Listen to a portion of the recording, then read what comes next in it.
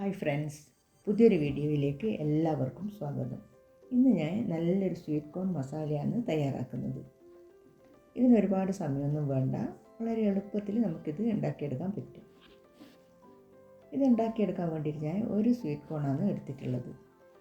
ഇനി ഇതിൻ്റെ ലീഫൊക്കെ കളഞ്ഞിട്ട് സീഡ്സ് മാത്രം അടർത്തിയെടുത്തിട്ട് കഴുകിയിട്ട് ഒരു ബൗളിൽ ഇട്ട് കൊടുക്കാം. ഇതൊന്ന് വേവിച്ചെടുക്കാൻ വേണ്ടിയിട്ട് ഒരു പാത്രത്തിൽ കുറച്ച് വെള്ളം തിളപ്പിച്ചെടുക്കണം. കുറച്ച് ഉപ്പ് കൂടി ചേർത്തിട്ട് വെള്ളം തിളപ്പിക്കാൻ വെച്ചിട്ടുണ്ട്. തിളച്ച് വരുമ്പോൾ ഇതിലേക്ക് എടുത്തു വെച്ച സ്വീറ്റ് കോൺ ചേർത്ത് കൊടുക്കാം. സ്വീറ്റ് കോൺ ചേർത്തിട്ട് ഒരു 3-4 മിനിറ്റ് തിളപ്പിച്ചെടുത്താലും മതി. അതിനുശേഷം ഇതിലെ വെള്ളമൊക്കെ ഒന്ന് കളഞ്ഞെടുക്കാൻ വേണ്ടിയിട്ട് ഒരു സ്റ്റെയിനറിലേക്ക് ഇട്ട് കൊടുക്കാം. വേഗം തന്നെ ഇതൊരു ബൗളിലേക്ക് ഇട്ടിട്ട് അതിലേക്ക് ഒരു ചെറിയ പീസ് ബട്ടർ ചേർത്ത് കൊടുക്കാം. ഈ സ്വീറ്റ് കോണിൻ്റെ ചൂടിൽ തന്നെ ബട്ടർ മെൽറ്റായിക്കോളും.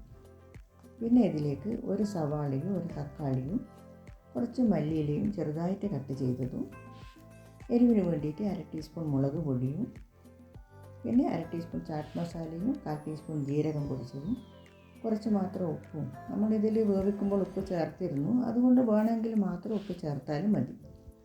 ഒരു ചെറുനാരങ്ങയുടെ പകുതി പിഴിഞ്ഞ് അതിൻ്റെ ജ്യൂസും ചേർത്തിട്ട് നന്നായിട്ടൊന്ന് മിക്സ് ചെയ്തെടുക്കാം. ഇതിൽ ചേർത്ത ബട്ടറൊക്കെ ഇപ്പോൾ തന്നെ നന്നായിട്ട് മെൽറ്റായിട്ടുണ്ട്. ഇനി ഇത് നമുക്ക് ചൂടോടുകൂടി തന്നെ കഴിക്കാം. വളരെ എളുപ്പമല്ലേ ഇതുണ്ടാക്കാൻ.